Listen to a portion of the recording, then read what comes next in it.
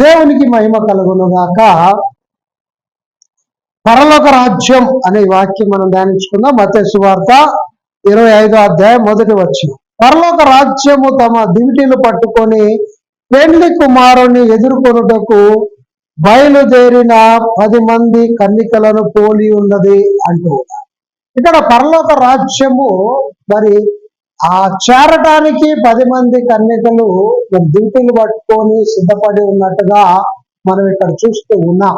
ఎప్పుడైతే పరలోక రాజ్యము చేరాలని నువ్వు సిద్ధపాటు కలుగుతూ ఉన్నావో, సిద్ధపాటు కలిగి ఉన్నావో, నువ్వు ధన్యుడివి.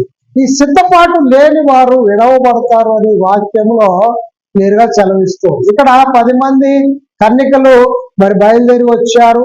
5గురు బుద్ధి లేని వారు, 5గురు బుద్ధిమాలిన వారు, బుద్ధి కలిగిన వారు ఉన్నారు. కాబట్టి మనము సిద్ధపాటు కలిగి ఉండాలి. ఆమేన్.